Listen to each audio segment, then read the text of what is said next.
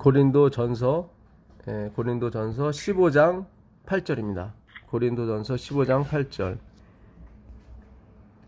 고린도전서 15장 8절입니다. 고린도전서 15장 8절입니다. 맨 나중에 반삭되지 못하여 난 자 같은 내게도 보이셨느니라. 나는 사도 중에 지극히 작은 자라. 내가 하나님의 죄를 핍박하였으므로 사도라 칭함을 받기에 감당치 못할 자로다. 네, 감사합니다. 이 고린도전서는 잘 아시다시피 사도 바울이 에베소에 있을 때 썼던 책입니다. 맨 나중에 만삭되지 못하여 난자라고 얘기하거든요. 바울이요. 그러니까 옛날에 만삭이면은 이제는 10달이 차야 이제는 태어나는 사람인데, 바울은 뭐 8달, 8삭동이라고 그러죠. 혹은 7삭동이. 그래서 굉장히 키도 좀 작았던 것 같아요. 그리고 이렇게 뭔가 이렇게 남들 보기에 이렇게 자랑할 만한 그런 게 별로 없었던 것 같습니다. 성경 고린도후서 10장 10절 한번 보겠습니다. 고린도후서 10장 10절 보시면, 저희 말이 그 편지들은 중하고 힘이 있으나 그 몸으로 대할 때는 약하고 말이 시원치 않다 하니. 그러니까 바울은 이 글은 잘 썼을지 모르겠지만, 사실 바울이 갈라디아서 보게 되면은 그 큰 글씨로 쓴다고 나오거든요. 갈라디아 4장에. 그러니까 바울은 눈도 시원치 않았던 것 같아요. 또한 말도, 그러니까 그의 편지 글은 이렇게 힘이 있었어요. 그렇지만 막상 글을 대해서 보니까 그 몸으로 대할 때는 약하고 말이 시원치 않다. 아까 만삭이 되지 못해서 난자 같다고 했는데, 글을 직접 보니까 정말 사람이 약해 빠졌어요. 약해 빠지고 말이 시원치 않아요. 그래서 고린도 교회를 바울이 설립했지만 그 뒤에 왔던 목회자 아볼로가 말을 더 잘했습니다. 그래서 로마서 16장에 보게 되면, 고린도전서 16장에 보게 되면, 그 고린도 교회 교인들이 아볼로를 보내달라고 그래요. 그러니까는 설립자인 바울을 제쳐들고 그 다음에 온 사역자 아볼로를 보내달라고 얘기를 합니다. 그러니까 참 어떻게 보면은 그 바울은 퇴출을 당한 거죠, 사실은. 쫓겨난 겁니다, 사실은. 그런데도 하여튼 그가 위대한 사도로 우리가 지금까지 전해오고 있는데요. 그 바울의 성격을 한번 보도록 하겠습니다. 바울의 성격, 사도행전을 보면 바울의 성격이 나오는데요. 사도행전 15장, 사도행전 15장 37절부터 보도록 하겠습니다. 바나바는 마가라 하는 요한도 데리고 가고자 하나, 그 예루살렘 총회가 끝나고 이제 바울이 그래요. 그 36절에 수일 후에 바울이 바나바더러 말하되 우리가 주의 말씀을 전한 각 성으로 다시 가서 형제들이 어떠한가 방문하자. 그래서 AD 46년부터 47년부터 49년까지 그들이 1차 선교여행을 갔다 갈라디아 교회를 비롯해서 더베, 그 다음에 루스드라, 이고니온, 그쪽에 교회를 설립합니다. 그리고 이제 예루살렘 총회가 49년에 있었는데, 그 49년이 끝난 다음에 바울이 우리가 다시 그쪽으로 가서 잘 있는 자 보자, 성도들이 교회가 잘 굳건히 섰는가. 그래서 같이 가기로 했는데, 바나바가 그 생질 마가가 있습니다. 그 마가의 다락방에 나오는 그 마가를 얘기합니다. 이 사람은 부자 청년이었죠. 다락방에 120명이 들어갔으니까 상당히 부자였습니다. 그 마가라는 요한도 데리고 가자고 합니다. 근데 그 당시에 마가가 그 밤빌리아 지방에서 그 갈라디아 지방으로 넘어가려면 커다란 그 산맥, 토러스 산맥이라는 걸 넘어가야 돼요. 터키에 가보시면. 나중에 이제 선교 여행을 하시면 한번 가보시면 좋을 것 같습니다. 그 토러스 산맥이 뭐 로키 산맥 같진 않지만 무척 높았어요. 그래서 사도행전에 보게 되면 마가가 거기서 아주 즐겁을 하고 도망갑니다. 왜냐면 이 사람은 부자 청년이기 때문에 고생을 안 해봤거든요. 예, 그래서 그때 바울이 굉장히 실망을 했던 것 같아요. 근데 이제는 바나바는 자기 조카니까 그래도 데리고 가자. 두 번째 여행은. 그랬더니 바울이 안 된다고. 38절에 보니까 바울은 밤빌리아에서 자기들을 떠나 한 가지로 일하러 가지 아니한 자를 데리고 가는 것이 옳지 않다. 무슨 그런 사람을 데리고 가냐? 사명감도 없고 좀 어렵다 하면 금방 가버리려고 하는. 그래서 바울이 반대를 하죠. 나중에 이제는 바울이 그 디모데후서에 보게 되면 죽기 전에 쓴 편지거든요. 그때 이제 마가를 또 데리고 오라고 그래요. 그러니까는 이 사람은 그리스도 안에서 계속 변하는 것 같습니다. 39절에 서로 심히 다투어 피차 갈라서니 바나바는 마가를 데리고 배 타고 구브로로 가고 바울은 실라를 택한 후에 형제들에게 주의 은혜의 부탁함을 받고 떠나니라. 결국 이 일로 인해서 바울과 바나바가 갈라서게 됩니다. 근데 여기 보니까 39절에 심히, 서로 심히 뭐 했다고 나옵니까?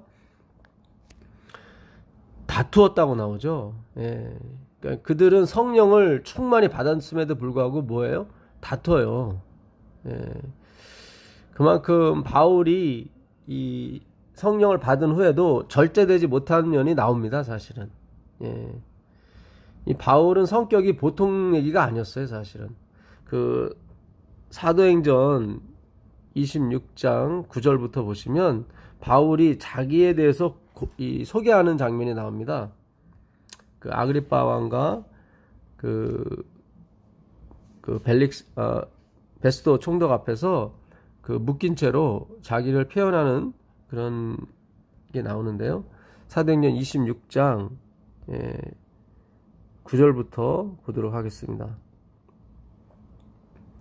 절 보시면 나도 나사렛 예수의 이름을 대적하여 범사를 행하여야 될 줄 스스로 생각하고 예루살렘에서 이런 일을 행하여 대제사장들에게서 권세를 얻어 가지고 많은 성도를 옥에 가두며 또 죽일 때에 내가 가편 투표를 하였고 스데반을 죽일 때 그가 옳다 했었죠.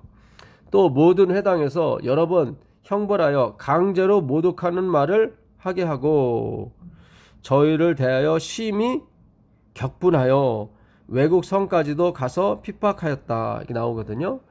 근데 바울이 여기 보게 되면 회당에 들어가서 예수님을 예배하는, 그러니까 예수님을 가리키는 사람들, 배우는 사람들에게 여러 번 형벌해서 강제로 예수님을 모독하게 만들었다고 그래요. 그러니까 그 사람들이 그 바울의 그 형벌과 핍박에 못 이겨서 예수님을 모독하게 됩니다. 그러니까 바울의 그 인간성은 이게 좀 어떤 면에서 상상을 초월해요. 우리가 어떻게 저런 사람이 하나님의 사도로 부르심을 받았을까 할 정도로 그가 또 이때는 물론 성령을 받기 전이니까 그럴 수 있었는데 성령을 받은 후에도 바울이 나는 하나님의 은혜의 복음을 전하려 하면은 내 목숨을 조금도 아깝게 여기지 않겠다고 얘기를 하거든요. 그런데 그가 그 예루살렘에 가서 잡혀요. 그 25장 가보시면 25장 11절. 그래서 그가 거의 죽게 될 뻔했습니다. 그 이스라엘의 송사 때문에.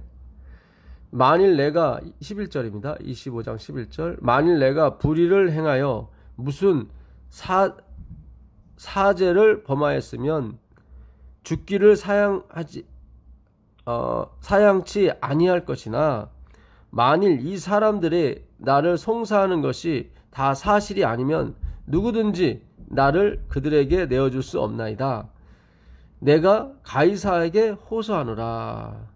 그러니까 내가 무슨 잘못이 있다면 당연히 형벌을 받겠지만 지금은 내가 사람들이 송사하는 것에서 난 동의하지 못하다. 사실이 아니다. 예. 그러면서 자기 억울함을 누구한테 호소하냐면 그 당시 시저, 그 가이사 네로 황제에게 자기를 구해달라고 호소하게 됩니다.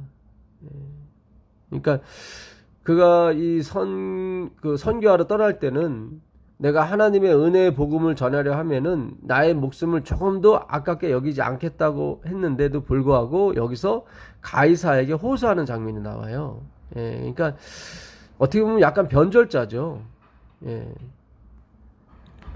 자, 고린도 후서로 다시 가보도록 하겠습니다. 고린도 후서 11장 12절부터 보도록 하겠습니다. 고린도 후서 나는 내가 해온 그대로 앞으로도 하리니 기회를 찾는 자들이 그 자랑하는 일로 우리와 같이 인정받으려는 그 기회를 끊으려 함이라. 그런 사람들은 거짓 사도요 속이는 일꾼이니 자기를 그리스도의 사도로 가장하는 자들이니라. 이것은 이상한 일이 아니니라. 사탄도 자기를 광명의 천사로 가장하나니 그러므로 사탄의 일꾼들도 자기를 의해 일꾼으로 가장하는 것이 또한 대단한 일이 아니니라. 그들의 마지막은 그 행위대로 되리라. 네, 감사합니다.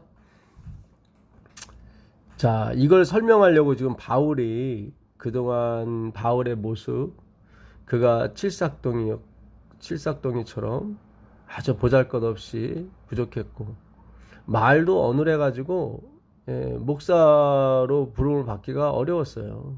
사람들이 그 사람보다는 아볼로를 더 좋아했고요. 여기 9절인가도 보게 되면 나는 말에 졸하다고 나와요. 나는 말에 약하다. 그러니까 가르치는 사람이 목사가 말이 약하면 안 되거든요. 그리고 막 성격도 있어서 막 화를 불같이 내고 그런 면도 있습니다.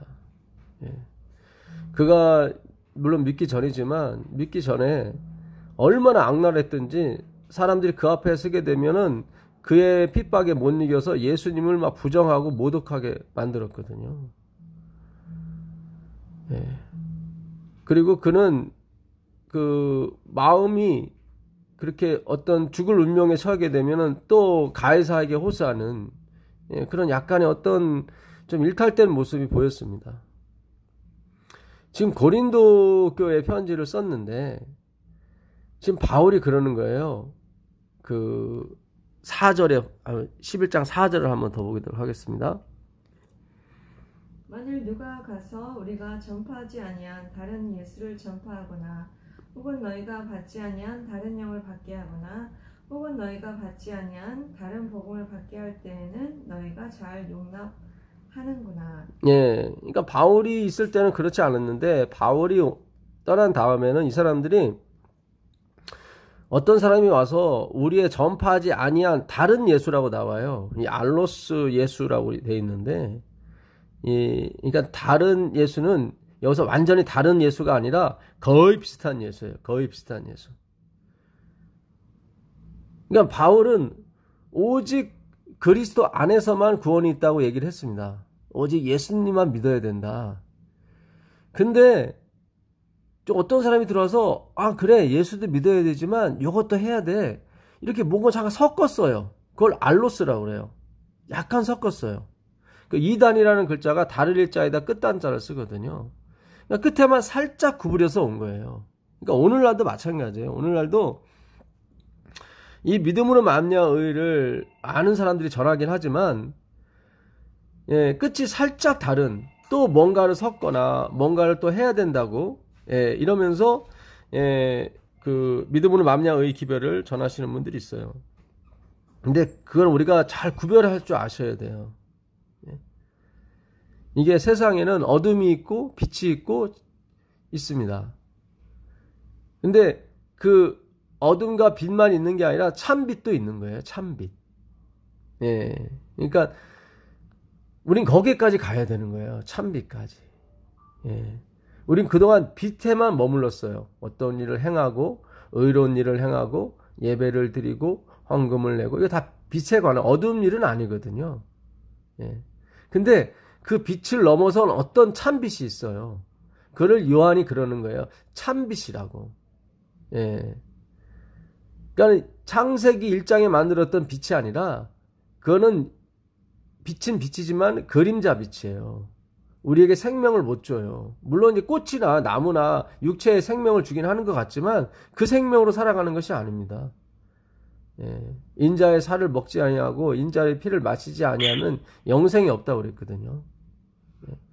그러니까 오직 예수께만 가야 되는 거예요.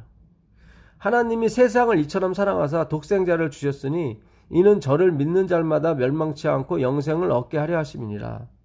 잘 아시는 요한복음 3장 16절입니다. 예, 우리가 그 행위로 말미암아 의가 있고 믿음으로 말미암아 의가 있어요. 근데 이제 그 우회가 있어요. 또 이 믿음으로 말미암아 의도 결국 내가 믿어야 된다를 강조하는 그런 믿음으로 말미암아 의가 있고, 하나님이 주셨다, 하나님이 우리에게 독생자를 주셨다, 하나님이 구원하셨다를 강조하는 믿음으로 말미암아 의가 있어요. 잘 구분하셔야 돼요. 그러니까 어둠이 있고 빛이 있고 참빛이 있는 것처럼 행함으로 말미암아 의가 있고 믿음으로 말미암아 의가 있고, 또 그 믿음으로 말미암아 의 위에 또 다른 진정한 의가 있어요. 그러니까 하나님이 세상을 이처럼 사랑하사 독생자를 주셔서 구원하셨어요. 그럼 끝이에요. 근데 내가 믿어야 된다는 걸 또 강조한 나머지 다시 행위로 가는 경우가 있더라 이 말씀이에요. 예, 잘 생각하셔야 돼요. 다른 예수예요. 알로스 예수예요. 거의 같아요. 이 완전히 다른 말은 헤테로스거든요. 헤테로스. 근데 여기서는 헤테로스를 쓰지 않고 알로스, 거의 비슷하지만 좀 다른 그런 단어를 썼어요. 그러니까 전파하지 않은 다른 예수를 전파하거나 혹 너희의 받지 아니한 다른 영, 이것도 알로스, 푸뉴마, 다른 말씀에 다른 영을, 왜 우리가 영이 틀리다 그러잖아요. 완전히 틀린 게 아니에요. 살짝 틀린 거예요, 영이. 이걸 우리가 분별하셔야 돼요. 고린도후서 2장 그 14절 이하에도 보게 되면 성령이 오시게 되면은 분별하는 영을 주십니다. 분별하는 능력. 예, 그러니까 무엇이 진정한 진리고 무엇이 아닌지, 예, 그 분별하는 능력을 주는 거예요. 그러니까 엘렌 G 화이트 부인도 그 분별하는 능력을 받은 거예요. 예, 그래서 그가 쓴 시대의 소망이라든가 그 대부분 많은 책들이 다 그 인용하는 구절이 많습니다. 그러니까 일요일 어떤 학자, 교수나 목사가 쓴 책들을 구분을 하는 거죠. 아, 이거는 맞다, 이건 틀리다. 그래서 시대의 소망에도 30%가 이렇게 반영이 됐어요. 나머지 책도 마찬가지고요. 예. 우리가 그 글을 보게 되면 마치 계시를 봐서 다 쓴 것 같지만 그렇지 않아요. 예. 이게 다 뭐예요? 발췌를 했어요. 다는 아니지만, 예, 많은 부분이. 그거는 분별하는 능력이에요. 예. 예수님도 그 말씀하시면서 기록되었을 때 가라사대 하면서 구약 성경을 인용하시지 않습니까? 예. 그와 비슷한 거죠, 사실은. 그래서 다른 영을 받게 하거나 혹 너희의 받지 아니한 다른 복음, 여기 이것도 알로스, 예, 다른 복음이에요. 예, 이 앙겔로스, 다른 복음을 받게 할 때에는 너희가 잘 용납하는구나. 우리가 봐서는 어떻게 이렇게 성령 받은 사람들이 잘 구분을 못하지, 그럴 것 같은데, 이게 왜 그러냐면 아까 13절 14절에 그게 나와 있는 거예요. 13절 14절에 보시면 저런 사람들은 거짓 사도요. 이 거짓이라고 할 때 이 거짓은 자기는 진리인 줄 아는 거짓이에요. 그러니까 자기가 내가 지금 사기치고 있어, 그런 게 아니에요.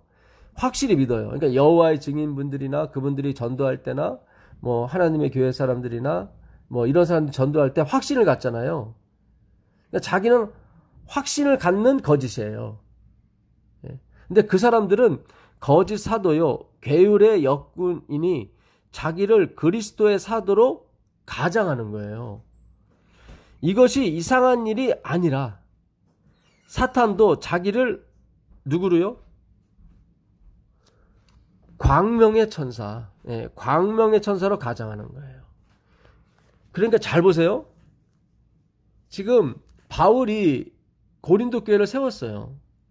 세웠는데 사람들이 바울을 보니까 아이고 칠삭동이 같고 팔삭동이 같고 말도 어눌하고 시원치 않고 또 약해 빠지고, 예. 뭐 바울한테 하나님께서 육체의 가시 사탄의 사자를 주셨다고 자고하지 않게 하려고, 예. 그게 이제 12장에 나오지 않습니까? 예. 뭐 혹자는 얘기하기를 그 육체의 가시, 그 가시라고 번역된 것이 이렇게, 예, 하여튼 그 간질에 관계된 게 아닌가 하는 그런 말씀을 하는 경우가 있어요. 그러니까 사역자가 설교를 하다가 간질을 하면 어떻게 해요? 입에서 거품이 나오고 막 불을 떠지 않습니까? 예. 그러면 누가 그걸 사역자로 믿겠습니까? 예. 그리고 성격도 보통이 아니고. 근데 하나님이 쓰시더란 말이에요. 근데 사탄도 써요. 자기 그 일꾼들을. 근데 사탄은 어떻게 가장을 하냐면 광명의 천사로 가장한다고요. 그러니까 그 다른 예수를 전해도 구분하지 못하고 다 넘어가는 거예요. 왜 그러냐면 그가 전하는 말을 듣질 않고 그의 행세, 그의 모양, 그가 가장하는 친절, 그것만 본단 말이죠. 지금 그 얘기하고 있는 거예요, 바울이. 너희가 참 잘도 넘어간다. 예? 그러니까 하나님, 우리가 잘 생각하셔야 돼요. 우리가, 내가 거듭나야죠. 예. 거듭난 사람은 이러저러하고 저러저러하고, 예. 물론 거듭난 사람이 친절하게 하죠. 예. 친절하고 또 아주 교양 있고 또 열심 있고, 예. 우리는 어떤 그런 모습들을 통해서 그 사람이 거듭났다 안 났다 평가를 하거든요. 근데 하나님은 아니에요. 사람은 외모를 보지만 하나님은 뭐를 보세요? 중심을 보시는 분이란 말이죠. 바울의 그 중심을 보셨기 때문에 글을 쓰신 거예요. 그가 비록 심하게 다투고 좀 자존심이 세고 좀 그럴지라도 나중에 그 빌립보 지방 갔을 때 그 간수를 구원하지 않습니까? 예, 주 예수를 믿으라. 그리하면 너네 집 구원 얻으리라. 근데 이제 그때 좀 무슨 일이 벌어졌어요. 미친 어떤 마수라, 그러니까 그 예언하는 여자가 막 이렇게 이 사람들은 뭐 사도라 뭐 이렇게 막 하고 다니니까 그 귀신을 쫓아내 주거든요. 근데 그 사람을 통해서 많은 사람이 먹고 살았거든요.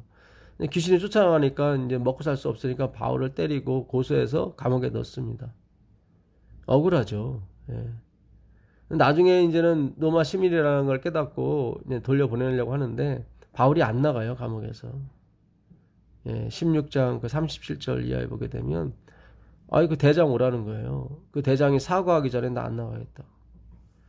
그러니까 이게 우리가 봐서는 전도자로서의 모습이 좀 아닌 것 같아요. 예. 예?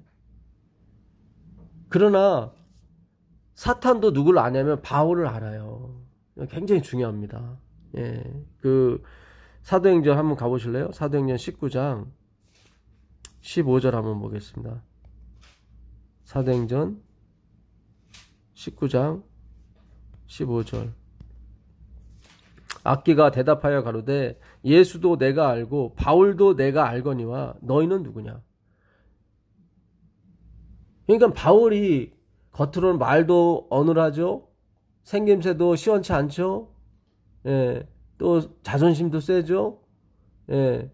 나중에 뭐 베드로가 그 이방인들하고 먹다가 남한테 들킬까봐 자리를 뜨고 나왔을 때 베드로한테 막 뭐라 그래요. 바나바하고 또 심히 다투죠. 예. 그러니까 우리가 봐서는 잘 보세요. 우리가 봐서는 광명한 천사처럼 의의 일꾼으로 일하는 그 다른 예수를 전하는 사람하고, 그러니까 많은 사람들이 바울에게 어떤 걸 요구했을까? 바울의 어떤 모습을 봤을 거 아니에요? 예, 그의 외모라든가 그의 그런 것들.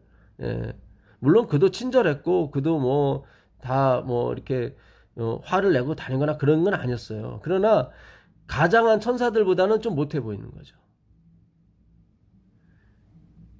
그러니까 바울이 전하는 기별, 그 예수님을 자꾸 이렇게 보질 않고, 역시 오늘날 우리도 마찬가지인 거예요. 우리도. 예, 잘 생각하셔요. 그러니까 우리가 거듭나야 된다, 뭐 해야 된다, 자꾸 그러잖아요. 변화 받아야 된다. 예.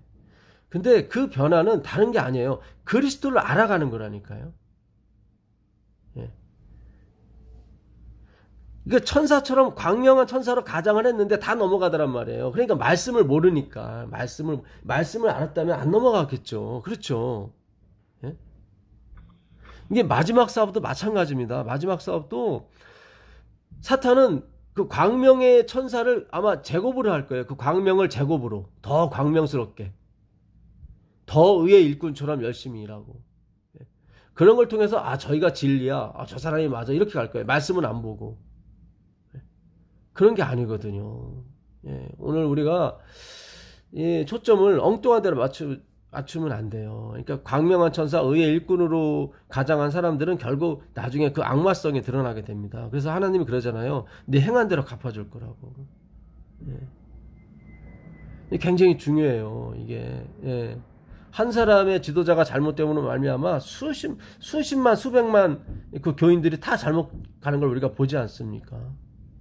예, 오늘날 세상에, 예, 큰 대형교회 한 목사가 잘못되니까 그냥 성도들이 그게 또 맞는 줄 알고 막 70만 명, 몇십만 명이 다 그걸로 몰리잖아요. 그걸로 가고.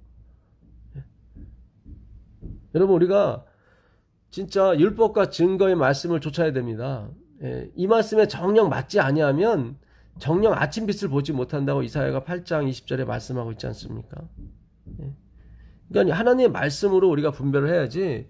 그 외모로 보이는, 여러분 천사를 보셨어요? 못 봤죠? 근데 마지막에는 사탄이 광명의 천사로 드러난다고요. 그 대쟁투에도 보면 그렇게 나옵니다. 그러니까 우리가 하나님 말씀 공부하지 못하면 다 넘어가는 거예요. 다 넘어가는 거예요. 예. 친절하죠. 의의 일꾼처럼 보이죠. 남 잘 도와주죠. 지금 그런 문제가 아니에요, 여러분. 예. 사도행전 22장 3절 한번 가보세요. 사도행전 22장 3절 가보겠습니다. 나는 유대인으로 길리기아 다소에서 났고 이성에서 자라 가말리엘의 문화에서 우리 조상들의 율법에 엄한 교훈을 받았고 오늘 너희 모든 사람처럼 하나님께 대하여 열심히 있는 자라. 네, 그러니까 바울이 자기를 소개하는 장면인데요. 예. 나는 어때요? 나는 유대인으로 길리기아 다소에서 났고 이성에서 자라 가말리아의 문화, 그러니까 그 당시 서울대학, 하버드대학과 같은 그런 곳입니다. 그러니까 수재였어요. 바울은 말은 좀 어눌했지만, 예. 가말리아의 문화에서 우리 조상들의 뭐죠?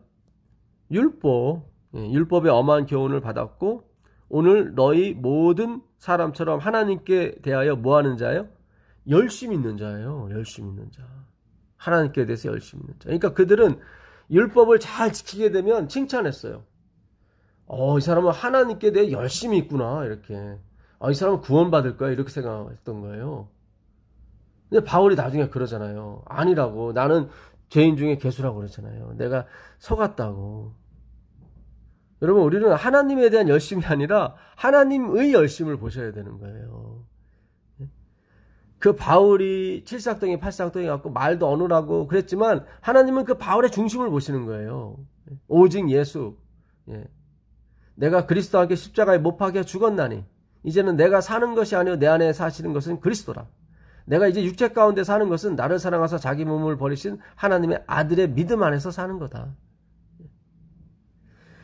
자, 24장 5절 보겠습니다. 24장 5절은 대제사장과 그 장로들이 그 바울을 고소하는 장면입니다. 우리가 보니 이 사람은 전염병 같은 자라 천하에 흩어진 유대인을 다 소유하게 하는 자요 나사렛 이단의 우두머리라. 네. 아까는 바울이 그랬어요. 내가 가말리아의 문화에서 율법을 배웠고 진짜 율법에 열심히 했었다. 그 사람들이 나를 여러분들처럼 하나님께 대해 열심히 있는 자라고 여겼다. 예. 그러니까 계명을 잘 지키고 또 열심히 성전 봉사하고 재물도 잘 드리고 진짜 율법에 의로는 흠이 없던 사람이에요. 바울은. 그러니까 하나님께 대한 열심은 둘째 가라면 서러운 사람이에요. 그는 그렇지만 그때 그 자신을 뭐예요? 예, 나는 예수 밖에 있었다고 얘기하거든요. 예수 밖에 있었다.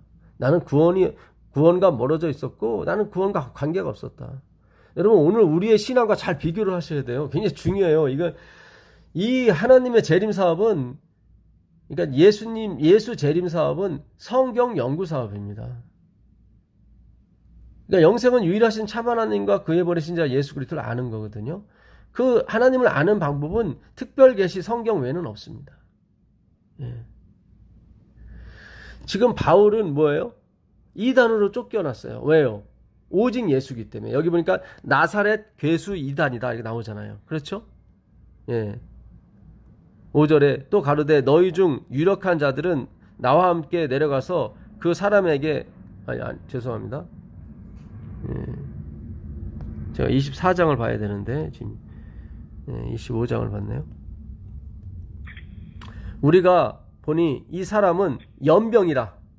예, 옛날에 욕할 때 연병 떨지 말라고 막 그런 욕도 막 들어왔는데 예, 전염병과 같은 사람이다. 이 사람은. 그러니까 빨리 죽여야 된다 그런 얘기예요. 예. 그러니까 율법을 잘 지킬 때는 하나님께 대해 열심히 있는 자라 칭찬했었고 예. 지금은 예수께만 열심히 있으니까 뭐예요? 전염병이라고 그러는 거예요. 천하에 퍼진 유대인을 다 소유케 하는 자요. 이 믿음으로 만민의 의를 전하면요. 왜 소유케 하냐고 자꾸 그래요. 그동안에 들어보지 못한 걸 얘기하거든요. 그러니까 예수님이 그날에 많은 사람들이 나더러 이르되 주여 주여 우리가 주의 이름으로 선지자 노릇하고 주의 이름으로 귀신 쫓아내고 주의 이름으로 많은 권능을 행치 않았사옵나이까 할 때 예수님이 뭐라고 그래요? 내가 너희를 도무지 알지 못한다. 불법을 행하는 자들아 내게서 떠나가라. 그 얘기를 했을 때 사람들이 다 패닉 상태에 빠졌습니다. 에스프레소라고 전에 말씀드렸죠. 패닉. 다 놀라웠다. 놀랍게 여겼다. 그러니까 절망 상태인 거예요. 그 얘기 뭐냐면 그들은 지금까지 선지자 노릇 잘하고 귀신 쫓아내고 많은 일을 행하면 구원 온다고 생각했거든요. 근데 예수님이 나는 너희를 도무지 알지 못한다고 그랬거든. 그러니까 패닉 상태에 빠지는 거예요. 그럼 이게 뭐예요? 어떻게 우리가 구원을 얻어요? 그래서 오직 예수인 거예요. 오직 예수. 그거를 바울이 전하기 시작했단 말이죠. 나사렛 이단의 괴수다. 그러니까 지금도 마찬가지입니다. 오직 예수, 오직 믿음, 오직 은혜로 가면 이단이라는 소리를 반드시 듣게 되어 있습니다. 반드시. 엘렌 지 화이트 계시 중에 봤어요. 그 좁은 길을 가는 그 무리라고 나와요. 그 살아남는 이들 흔들림을 보게 되면 교회라고 나오지 않고 무리라고 나와요. 그 대열에서 빠지지 말라고. 그 좁은 길을 가는 그 대열. 여러분 굉장히 중요합니다. 이게 오직 예수예요. 오직 예수. 지난 교과에 보니까 저자분이 13가를 마무리하면서 하나님을 사랑하고 내 이웃을 내 몸과 같이 사랑하면서 예수님이 오셨으면 좋겠다고. 그때 예수님의 재림을 맞이했으면 좋겠다고. 그렇게 돼버리면 하나님의 공로, 십자가는 사라지게 되고 우리가 하나님을 사랑하고 이웃을 사랑하는 그것만 남게 돼요. 그거 굉장히 위험한 기별이에요, 사실은. 여러분, 이 예수님 재림 기별은 예수님이 보고 싶어서 예수님이 나에게 베풀어주신 은혜에 너무 감동하여서 기다려지고 열심을 내는 사업입니다. 그 일은 예수님을 알아야 돼요. 여러분, 나은 정이 있으세요? 기른 정이 있으세요? 미국에 입양돼서 온 아이들이 나중에 커서 어머니를 찾아오잖아요, 한국에요. 그럼 기자들이 물어봐요. 너 그럼 여기서 살 거냐? 아니면 미국으로 갈 거냐? 그러면 열이면 열 다 그래요. 우리 엄마는 미국에 있다고. 그러니까 낳은 정보다 더 강한 게 뭐냐면 기른 정이에요. 여러분, 우리가 예수님과 동행하는, 예수님을 알아가는 삶이 필요합니다. 그러기 위해서는 예수님을 알아야 돼요. 그래야 그분에 대해서 좋은 감정이 나오든지 뭐가 기다려지든지 싫어하든지 뭐 그런 게 나오지 않겠습니까? 네. 어떤 행위에 계속 반복적으로 그게 뭔지도 모르고 불교도도 아닌데 여러분 뭡니까 반야신경이라고 하는 불경에 보게 되면 성경과 똑같은 게 있어요. 남을 도와줄 때 오른손이 하는 일을 왼손이 모르게 하라. 그게 보시라고 그러거든요. 그걸 보시. 계명들을 지켜야 된다. 지계라고 그래요. 지계. 남이 너를 핍박할 때 그 원수를 사랑해야 된다. 인욕이라고 그래요. 남이 나를 욕하건 말건 꿋꿋이 참아야 돼요. 근데 그것이 계속 가야 돼요. 2, 3일 가면 안 되고 정진이라고 그래요. 계속 가야 돼요. 그 다음에 항상 기도 생활, 항상 쉬지 말고 기도하라. 그걸 선정이라고 합니다. 마지막으로 지혜라는 덕목이 있는데 그 덕목은 모든 사람의 말을 다 들어주는 거예요. 그런 마음, 넓은 마음. 이게 다 성경에 있는 내용이에요. 근데 그것을 누가 해야 되냐면 내가 해야 돼요. 내 자신이. 누구도 도와줄 수가 없어요. 관세음 보살도 다 내가 해야 되는 거예요. 바라 이제 옛날에 강수현 씨가 조연했던 그 영화. 그것도 그 바람 일다 바라제가 그게 다 네 힘으로 여기까지 건너와라. 그러면 극락으로 가게 된다. 다 그거예요. 자기 힘을 의지하는 거예요. 세상의 모든 종교는 다 그래요. 기독교에도 그 사상이 들어온 거예요. 하도 예수 하니까 예수를 껴주는 거예요. 가톨릭이 예수님을 신으로 인정할 때 그들이 주신이 10명을 모아는 테크논 신전이 있었는데 그 중에 꼬바리 신 하나 치워버리고 거기다 예수상을 놓은 거 아닙니까? 더 갓으로 인정하는 게 아니라 뭐로요? 어갓. 하나의 하나님으로만 인정하는 거예요. 그게 신들이 많은 거예요.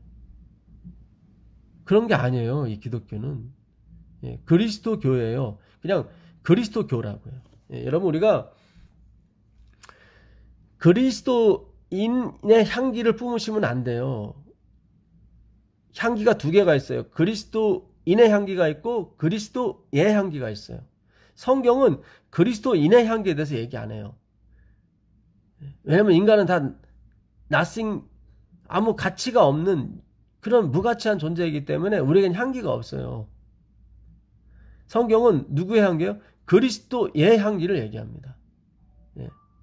그 고린도 전서 2장 15절 한번 가보세요. 고린도전서 2장 15절 가보시면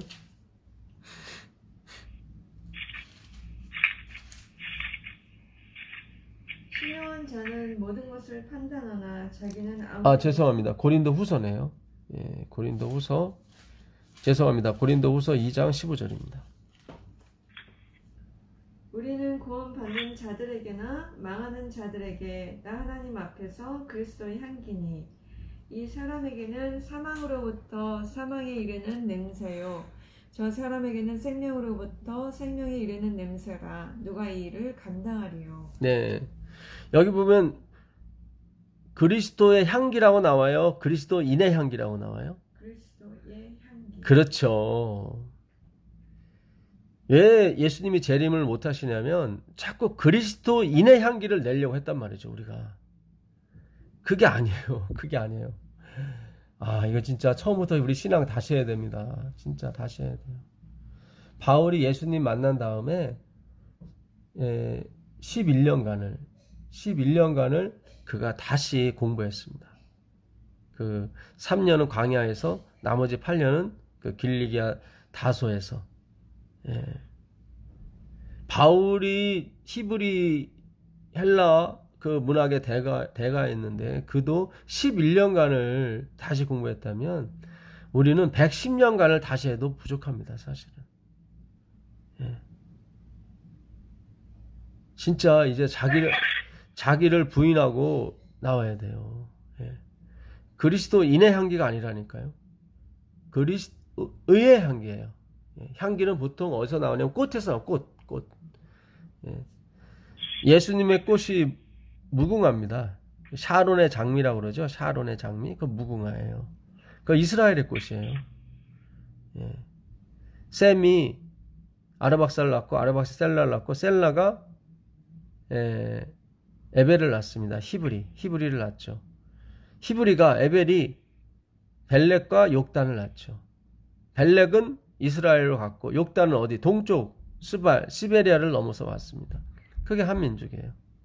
13명 엘모닷을 이용해서 첫 장자를 위시해서 욕단의 13명의 아들들이 동쪽으로 갔습니다. 근데 유일하게 이스라엘의 꽃을 갖고 온 민족이 어디예요? 한국 민족이에요. 한민족. 이스라엘은 세마포 옷을 즐겨 입거든요. 하얀 옷. 그 13명의 아들들 중에 백의 민족이라고 된 옷을 입은 사람이 한민족이에요. 우리 민족이 굉장히 중요한 역할을 앞으로 하게 될 겁니다. 근데 하나님을 알지 못하고는 그 일을 감당할 수가 없어요. 우리가 그 그리스도의 향기, 무궁화의 향기, 그러니까 샤론의 장미는 예수 그리스도거든요. 그 옛날에 로마가 전쟁을 하고 이기고 돌아오게 되면 거기서 뺏어온 물건과 함께 그 나라의 왕을 데리고 와요. 왕을. 그런데 이제는 그 왕을 이제 질질 끌고 와서 참수를 시키는 거예요. 그들의 신의 제단에다가. 그러면 그 제단에 이제 그 로마시의 광장에 막 그 승전가를 축하하기 위해서 로마 시민들이 막 나오거든요. 나오고 그 잡혀온 왕을 그 자기들의 신전 위에다가 죽입니다. 근데 그 신전을 어떻게 꾸미냐면, 여러분 그 장례식장에 가보면 장례식장을 뭐로 꾸며요? 꽃으로 꾸미죠, 꽃. 그 꽃으로 가득 채운다고요, 신전을. 그러면 이제는 그 꽃의 냄새가 어떤 사람에게는, 로마 시민에게는 생명이 되고, 그렇죠. 승전가를 축하해 주는 거니까. 그렇지만 그 잡혀온 누구예요? 왕에게는 사망이 되는 거예요, 사실은. 꽃의 향기가. 그러니까 그리스도의 향기, 그거는 뭐예요? 말씀의 향기예요. 예수는 태초에 계신 말씀이니까. 그 말씀이 퍼질 때 어떻게 돼요? 어떤 사람에게는 생명이 되지만 어떤 사람에게는 죄라는 그 사탄의 무리에게는 그것이 말씀이 뭐예요? 칼이 되거든요. 그 말씀은 살아있고 운동력에서 좌우의 어떤 날보다도 예리하여 우리의 혼과 영과 골수 및 까지라도 찔러 쪼개까지 하잖아요. 그게 우리 죄가 사무친 곳을 다 찾아가서 칼이 찾아내서 그 죄를 죽여버린다고요. 뭐가요? 그리스도인의 향기가 아니라 그리스도의 향기요. 잘 구분하셔야 돼요. 우리가 지금까지 이 그리스도인의 향기를 뿜으려고 하니까 안 나죠. 우리는 안 돼요. 우리는 안 됩니다. 그리스도 외에는 되질 않아요. 그 요한복음 12장 47절부터 48절까지 한번 읽어보실래요? 요한복음 12장 47절 48절. 사람이 내 말을 듣고 지키지 아니할지라도 내가 그를 심판하지 아니하노라. 내가 온 것은 세상을 심판하려 함이 아니요 세상을 구원하려 함이로라. 나를 저버리고 내 말을 받지 아니하는 자를 심판할 이가 있으니 곧 내가 한 그 말이 마지막 날에 그를 심판하리라. 네. 그러니까 예수님은 내가 심판하러 오지 않았다. 내가 심판하는 것이 아니라 누가 심판하는 거예요? 말씀이. 내가 한 그 말. 그럼 복음인데? 그래요. 그 복음을 받아들인 사람, 그리스도의 향기를 받아들인 사람은 구원 얻지만 그걸 받아들이지 않은 사람은 그것이 어떻게 저주의 근거가 되는 거죠. 받아들이지 않은 것이. 굉장히 중요합니다. 그러니까 이 하나님의 성경 연구를 하느냐 안 하느냐에 따라서 그게 운명이 좌우되는 거예요, 사실은요. 예수 재림 운동은 성경 연구 운동이에요.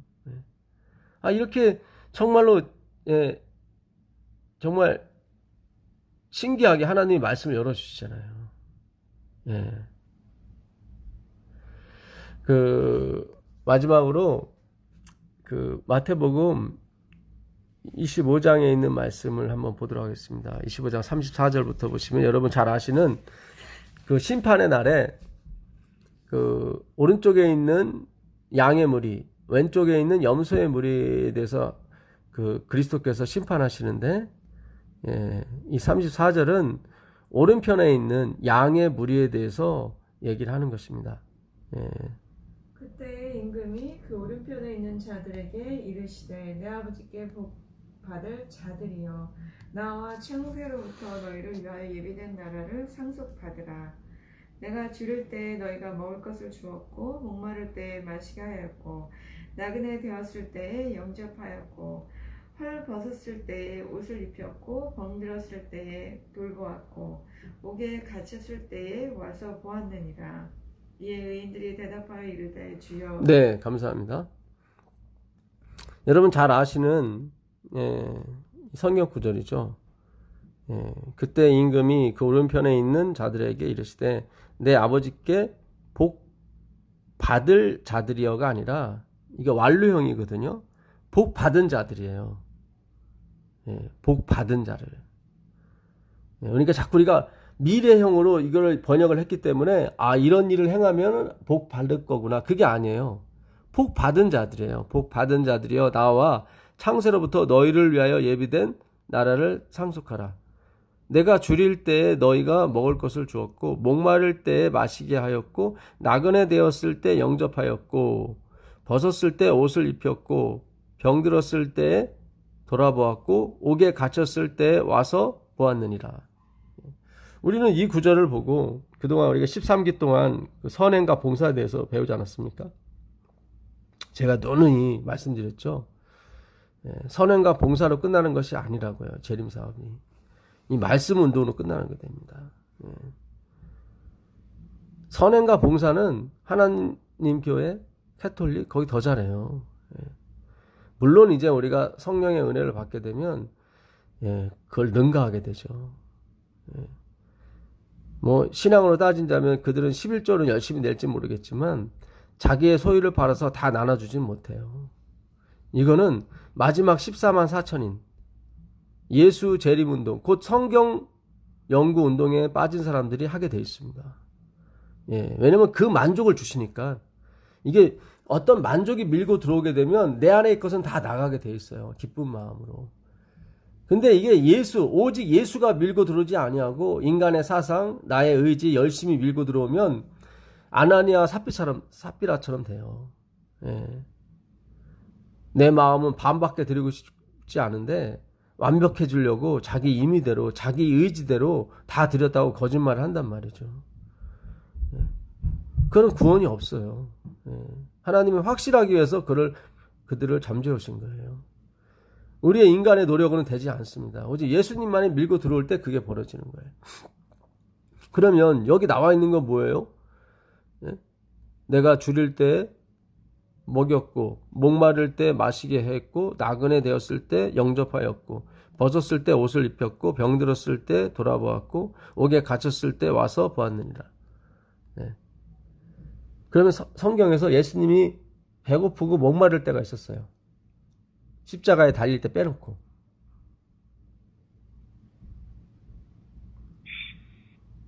한번 생각해 보세요.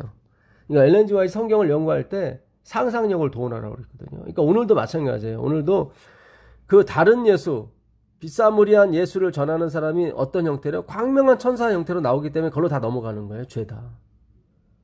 예, 말 잘하는 것처럼 보이고 지식이 많은 것처럼 보이고. 예. 바울은 어때요? 말도 어눌하고 시원치 않고 또 약해 빠지고. 바울한테도 어떤 천사의 모습을 기대했는데 바울에게는 천사의 모습이 나오지 않은 거예요. 그래서 지금 바울이 어려움을 당하는 거예요. 여러분이 마지막 사업이 지금 진짜 이게 하나님이 성경 운동으로 맞춰지게 하려고 지금 바울한테 그 천사의 모습을 안 주시는 거예요. 잘 생각하셔야 돼요, 여러분. 바울이 불친절했다 그런 얘기를 하는 게 아닙니다. 바울은 진짜 월급도 안 받고 일했고 열심히 최선을 다했습니다. 그럼 밤에도 설교했고 유도교가 밤새도록 설교하는 바울의 그 설교를 듣다가 3층에서 떨어져서 죽었지 않습니까? 예.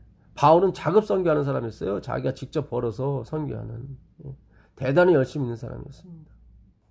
그러나 광명의 천사처럼 보이지는 않았단 말이죠. 근데 오늘날 신자들은 자꾸 광명의 천사를 요구해요. 예. 천사 같은 사람, 거듭났습니까? 그런 거 아니라니까요. 예수가 목적이라니까요. 예수. 사탄도 알아요. 내가 바울도 알고 예수도 아는데 니들은 뭐냐? 그런 스게야 일곱 아들한테 막 주의 이름으로 막 귀신 쫓아내려고 하는 그 아들들한테 내가 바울도 알고 예수도 아는데 너희들은 뭐냐고 볼깃잡을 때려서 보내지 않습니까? 우리가 나중에 재림운동할 때 예수님 보고 낭패를 당하지 않으려면 진짜 여기서 우리가 제대로 공부를 하셔야 돼요. 요한복음 4장을 한번 가보겠습니다. 요한복음 4장을 가보시면 여기 예수님이 배고프고 목마르고 병들었을 때가 나오죠. 4장 2절부터 3절입니다. 유대를 떠나서 다시 갈릴리로 가실새 유대에서 갈릴리까지는 60킬로 정도 됩니다. 그러니까 도보로 12시간 내지 14시간이 걸려요. 쉬지 않고 갔을 경우에. 그러니까 예수님이 사마리아 우물가에 정오에 도착했다는 것은 사실은 잘못된 거죠. 그러니까 성경도 육시라고 되어 있습니다. 좀 이따 또 설명을 해드릴 건데요. 여기서 쓰인 시간은 로마 시간이에요. 요한복음은 로마 시대 때 쓰여졌기 때문에 그렇습니다. AD 100년경에. 이스라엘은 70년에 망했죠. 그러니까 엘렌 G 화이트도 그 당시 글을 인용했기 때문에 정오에 사마리아 우물가에 여인이 나왔다고 얘기를 해요. 근데 그렇지 않아요. 그리고 정오에 해가 뜨겁지 않습니까? 아니요. 이때는 추수가 넉 달이 남았기 때문에 좀 추울 때 겨울이에요. 겨울은 밤에 추워요. 지금 여기 뉴욕도 밤에는 선선하더라고요. 낮에는 덥지만. 근데 그 지중해성 기후는 그 추수할 때, 그러니까 씨를 뿌릴 때나 추수할 때나 낮에가 아주 따뜻해요. 21도, 22도 정도, 23도. 근데 밤이 되면 기온이 급격히 떨어집니다. 그러니까 물들어 낮에 나와요, 겨울에는. 그러니까 이 여인은 밤에 저녁 때쯤에 나온 거예요. 사람이 안 나올 때, 쌀쌀할 때. 사마리아로 동행하여 하겠는지라. 사마리아에 있는 수가라 하는 동네에 이르시니 야곱이 그 아들 요셉에게 준 땅이 가깝고 거기 또 야곱의 우물이 있더라. 예수께서 행로에 권하여 우물 곁에 그대로 앉으시니 때가 제 6시쯤 되었더라. 그러니까 이 6시가 로마 시간을 얘기합니다. 이스라엘 시간은 여기다 6을 더해야 되거든요. 12시로 우리가 많은 사람이 알지만 이거는 그냥 6시예요. 왜냐하면 그 요한복음 19장 14절에 예수님을 빌라도가 유대인들한테 넘겨줄 때가 6시거든요. 그때도 6시. 그렇게 되면 정오에 넘겨주게 돼버리거든요. 이게 정오라면은. 그럼 말이 안 되죠. 예수님 그럼 1시간도 안 달렸다는 얘기예요. 십자가에. 예수님 6시간 달렸거든요. 마가복음 15장에 보게 되면 예수님은 제3시에 달려서 제9시에 돌아가십니다. 6시간에 달렸어요. 그때 마가복음은 AD 70년 이전에 쓰여진 책이기 때문에 유대 시간을 썼던 것입니다. 그래서 우리가 이제 성경을 연구하셔야 돼요. 성경에 나와 있어요. 그러니까 엘렌 G 화이트도 몰랐던 내용을 이제 성경 연구를 통해서 알게 된 거예요. 그러니까 화이트의 글의 용도는 뭐냐면 성경을 연구하십시오. 그러면 영생이 보일 겁니다. 그게 엘렌 G 화이트의 목적이에요. 영생을 소개하는 것이 아니라 성경을 소개하는 거예요. 성경으로 돌아가십시오. 성경을 연구하십시오. 그러면 여러분에게 영생이 있을 겁니다. 그걸 알려주려고 엘렌 G 화이트 글을 준 거예요. 근데 오늘날 잘못 이해를 해서 성경보다 엘렌 G 화이트의 글을 동등한 조건으로 이렇게 막 연구하시는 분들이 있어요. 참고하시는 거지 그거는 성경이 아닙니다. 여기 보게 되면 예수님이 행로로 인하여 고냈다. 이 고나다는 이 헬라어가 약해지다, 쇠약하다, 그런 뜻이 있어요. 아까 예수님이 그랬죠. 내가 병들었을 때 내가 나를 돌봐줬다고 나오죠. 사마리아 여자 하나가 물을 길러 왔음에 예수께서 물을 좀 달라 하시니 여기 보게 되면 예수님이 물을 달라 했다는 얘기는 무슨 얘기죠? 그렇죠. 목마르다. 내가 목마르다. 내가 목마랐을 때 너희가 나에게 물을 주었다 나오잖아요. 근데 여기서 이 여인이 물을 줬습니까? 아니요, 안 줬어요, 여기서. 근데 엘렌 지 화이트는 예수님은 그 물은 안 먹었지만 진짜 물을 드셨대요. 그러니까 이 여인이 누굴 알아본 거, 예수님을 영접하고 알아본 거, 그분에겐 그게 물이었어요. 그게. 이거 오늘 굉장히 중요합니다. 이거 굉장히 중요해요. 이는 제자들이 먹을 것을 사러 동네에 들어갔습니다. 제자들이 먹을 걸 사러 들어갔다는 건 예수님이 뭐 했다는 얘기예요? 배고팠다는 얘기죠. 그래서 제자들이 간 사이에 예수님이 이 여자에게 이제는 물을 달라 하니까 누군 줄 알았다면 내가 너에게 주었을 것이고, 네가 구했을 것이고, 내가 영원히 목마르지 않는 물을 주었을 것이다. 그러지 않습니까? 여러분, 이 요한복음 4장과 붙어 있는 게 3장이에요. 3장은 니고데모 장입니다. 그 당시 최고 학부를 나오고 최고로 부자고 최고로 존경받는 사람. 근데 그 사람한테는 예수님이 구원이 없다고 얘기해요. 너 거듭나야 된다고. 구원이 없다는 얘기거든요. 근데 이 여자는 6번씩이나 결혼했고 이방 여자고. 근데 이 여자한테는 뭐라고 그래요? 물을 달라니. 9절 한번 읽어보세요. 9절.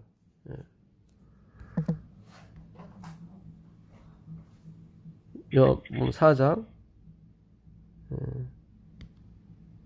9절. 여자가 이르되 당신은 유대인으로서 어찌하여 사마리아 여자인 나에게 물을 달라 하나이까 하니 이는 유대인이 사마리아인과 상종하지 아니함이로라. 예수께서 대답하여 이르시되 내가 만일 하나님의 선물과 또 내게 물 좀 달라 하는 이가 누구인 줄 알았더라면 내가 그에게 구하였을 것이요 그가 생수를 내게 주었으리라. 네, 여기 나오잖아요. 그러니까 니고데모는 알아봤어요, 예수님을. 나는 당신이 누군 줄 안다고. 하늘에서 오신 랍비라고 얘기를 해요. 근데 예수님이 안 줘요. 그 영원히 목마르지 않는 물을. 근데 여기서는 여인이 구하지도 않았는데 줄 자세부터 취하고 있는 거예요. 네가 물을 달라 하니가 누군 줄 알았다면 네가 나한테 구했을 것이고 내가 반드시 그 생수를 줬을 것이다 얘기를 해요. 굉장히 중요해요. 3장과 4장이 붙어 있다는 거예요, 여러분. 여러분, 이 여자분의 나이가 어느 정도 됐을까요? 그 생각이 나더라고요. 이 여자의, 네? 이게 사람이 6번 시집을 갈 정도면 이게 시간이 꽤 흘렀을 거라고요. 그렇잖아요? 한번 헤어진 다음에 바로 재혼하는 경우도 있지만 보통은 그 상처, 트라우마 때문에 조금 기간을 두거든요. 보통 사람이 이때 일찍 가야 20살에 갔겠죠. 19살에 갈 수도 있겠지만, 누굽니까? 이삭은 40에 결혼했었죠. 그러니까 늦게 가는 경우도 있어요, 사실은. 일찍 가는 경우가 있다고 치더라도, 20살에 갔다고 치더라도, 한 남자와 그 당시는 헤어지는 게 쉽지는 않았어요, 사실은. 아주 율법으로 묶여 있었기 때문에. 그러니까 4, 5년 살고 헤어졌다고 쳐도 4, 6, 24 결혼 생활만 24년간 했었고 그 중간중간 텀이 있었지 않겠습니까? 그것도 3, 4년 일하고 쳤을 때 거의 한 40년 동안 시집가고 막 계속 했던 거예요. 그러니까 이 여인의 나이가 젊은 나이가 아니에요, 사실은. 그 얘기는 무슨 얘기를 하는 거예요? 예수님이 오랜 시간을 통해서 그를 연단시키고 그의 나땡니스 됨을 인도하셨다 이 말씀이죠.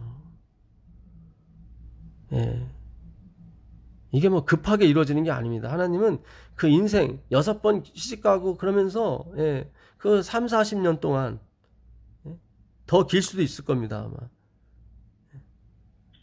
그리고 나서 예수님 찾아오신다고요. 그러니까 예수님 찾아오시는 게 금방금방 오시고 그런 게 아니에요. 제자들도 뭐 금방금방 그물을 버리고 그런 거 아니에요. 성경을 이제 우리가 또 연구하면 아시겠지만, 예, 진정으로 예수님을 쫓아가기까지는 몇 년이 걸려요. 제자들도. 예, 여러분 성경 연구를 통해서 그걸 다 아시게 될 거예요. 야, 그러니까 예수님은 서두르시는 분이 아니에요. 굉장히 느긋하신 분이에요.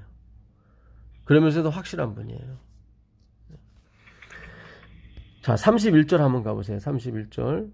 요한복음 4장 31절 보시면 제자들이 이 먹을 걸 사옵니다. 그렇죠?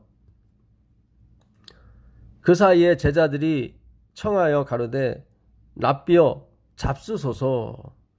가라사대 내게는 너희가 알지 못하는 먹을 양식이 있느니라. 그러니까 제자들이 예수님 배고프신 줄 알고 먹을 걸 사왔는데 예수님 먹어요, 안 먹어요? 안 드시잖아요, 여기서요. 그러면서 내게는 너희가 알지 못하는 먹을 양식이 있다. 그게 뭐였어요? 이 여인의 구원이었어요. 예? 물동이를 버려두고 자신의 모든 나띵네스, 그 여인에게서 물동이는 생명의 양식을 푸는 양동이었거든요. 자기가 갖고 있었던, 자기가 믿고 있고 의지했던 그 모든 것을 다 버려두는 그런 신앙이 나오기 시작한 거예요. 누구를 만났기 때문에, 그리스도를 만났기 때문에. 그것이 예수님께는 양식이었던 거예요. 오직 예수가. 이 여인은 오직 예수인 거예요. 이제는 오직 예수, 오직 은혜, 오직 믿음. 예. 그동안 자기를 지탱해왔던 그 우물도 다 버리고 가는 거예요. 예. 우리가 이 세상에서 살아오는 게 다 좋은 우물 가지는 거 아닙니까? 좋은 직장, 좋은 집, 좋은 차.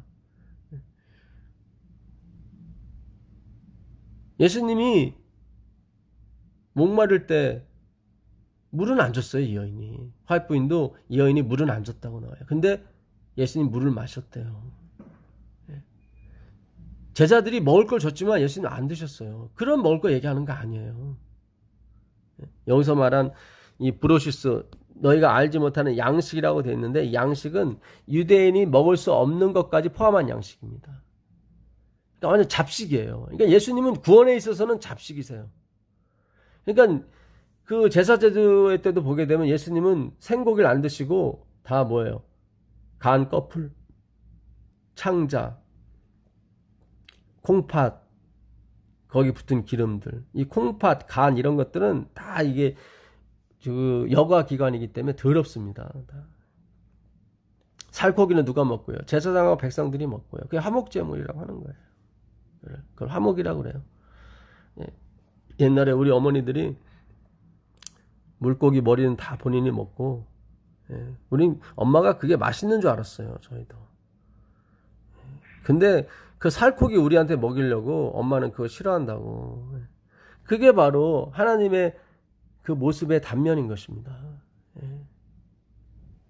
내가 옥에 갇혔을 때 너희가 나를 영접했다고 했을 때 그 옥은 뭐예요? 지옥, 이 땅 지옥을 얘기하는 거예요. 지옥. 예. 예수님이 이 땅 지옥에, 그 지옥에 갇힌 자기의 백성을 구원하러 왔단 말이죠. 근데 아무도 못 알아봤는데 이 6번 몇십 년 동안 그 진리를 찾아 헤맸던 그 여인에게 드디어 그 예수님이 그 이 땅에 온 목적을 이루게 하는 그 도구가 되는 거예요, 이 여인이요. 당신의 죽음이 가치가 있게 만드는 거예요, 이 여인이요. 그게 양식이고 그게 물이에요, 예수님께는. 내가 벗었을 때 입혔다는 건 뭡니까? 성경에 말하는 벗었으면 뭐예요? 의가 없는 상태를 얘기하는 거예요. 예수님이 돌아가실 때 옷 입고 돌아가셨어요? 벗고 돌아가셨어요? 다 벗고 다 줬잖아요. 예. 그 옷도 제비 뽑아서 네 개로 나누지 않습니까? 동서남북을 상징해요. 그리스도의 의는 모든 사람에게 씌우고도 남음이 있는 의입니다. 근데 그 벗은 몸을 누가 덮어줬어요? 그 한편 강도가. 그 욕하는 다른 강도한테 너와 나는 당연히 여기서 죽을 자로되 이분은 여기서 돌아가실 분이 아니다 하고 의의 옷을 그 한편 강도가 예수님께 입혀주더라 이 말이에요. 지금 이 여인이 그러는 거예요. 당신은 선지자라고. 물동이를 버려두고 간단 말이죠. 화입분에 기별해 보게 되면 예수님이 유대에서 돌아오신 이유는 유대 사람들이 받질 않는 거예요. 이분의 기별을. 받질 않아요. 왜냐면 다 반대니까, 자기들이 배웠던 거하고 다 반대니까 누가 받겠어요. 근데 이 이방 여인, 그것도 여자, 그것도 6번 결혼한 그 여인이 예수님을 영접하더라고요. 오직 예수로만. 그때 예수님이 그러는 거예요. 내가 목마를 때 마시겠고, 내가 배고플 때 먹이게 했고, 내가 벗었을 때 나를 입혔고, 또 뭡니까? 내가 병들었을 때 나를 돌보았고, 내가 옥에 가셨을 때 나를 돌아봤다. 너희를 위하여 예정된, 작전된 영원한 나라, 이 나라를 상속하라. 그게 바로 오른편에 있는 양들에게 주님께서 말씀하시는 겁니다. 그러니까 그거는 뭐 구제 사업하라 그런 게 아니에요. 그 구제. 이 성경을 우리가 비유입니다. 성경은 예수님 비유가 아니면 말씀하지 않으시거든요. 예수님이 내 살을 먹지 아니하고 내 피를 마시지 않은 자마다 영생이 없다고 그랬는데 그럼 예수님 뜯어 먹어야 됩니까? 아니잖아요. 비유잖아요.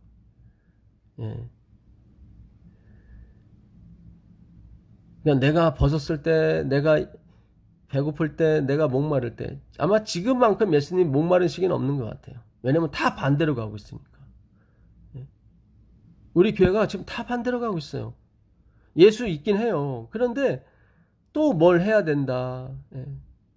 하나님을 사랑하고 내 이웃을 내 몸같이 사랑할 때 예수님 와주세요. 이게 뭐예요? 그러면 내가 굉장히 뭐 한마디로 보시, 지계, 인욕, 정진, 선정, 지혜, 이렇게 불교의 그런 어떤 법들을 행하고 있을 때 예수님 오시면 구원받는다는 얘기 아닙니까? 그럼 뭐예요? 십자가는 예수님이 그렇게 피땀 흘려서 자기 목숨을 버려서 이룬 구원은 내동개치고,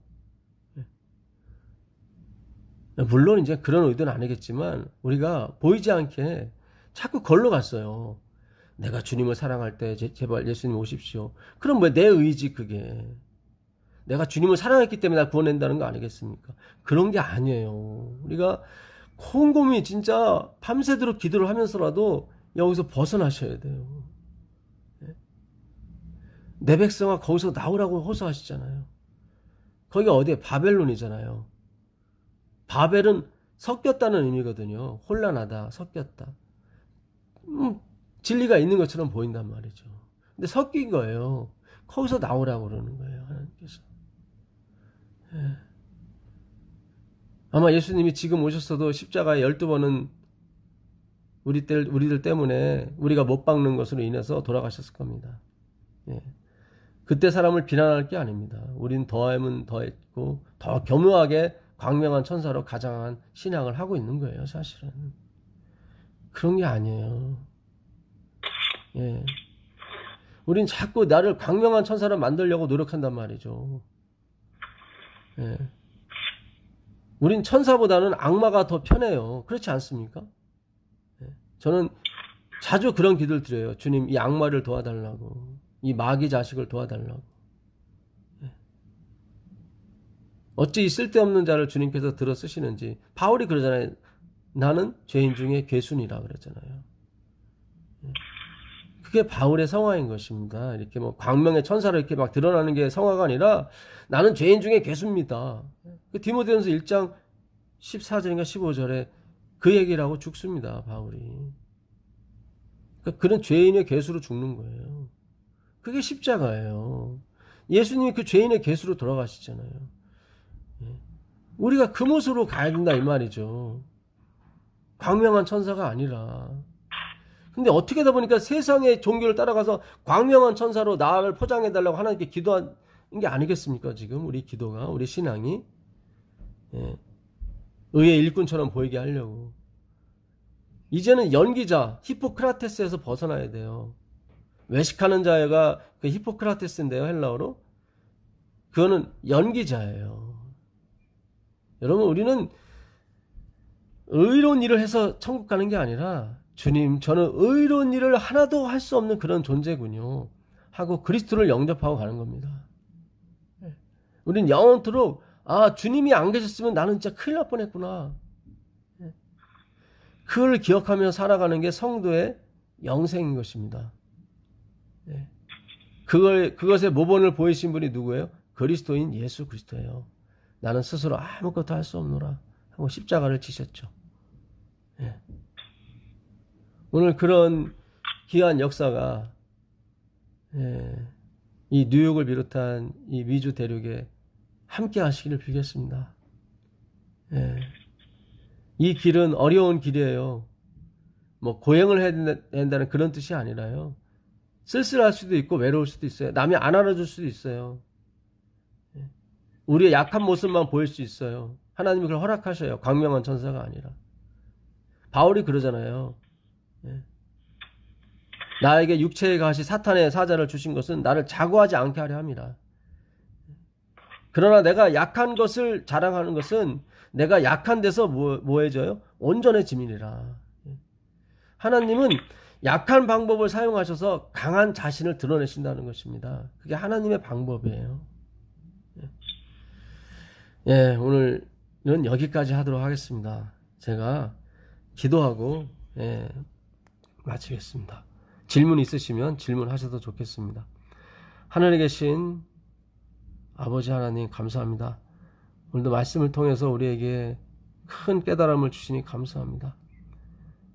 주여, 우리가 광명의 천사로 살지 아니하고 죄인의 괴수로 살아갈 수 있도록 허락해 주시옵소서. 주님 없이는 살아갈 수 없다는 것을 고백하며 살 수 있게 허락해 주시옵소서. 예수님의 이름으로 기도합니다. 아멘.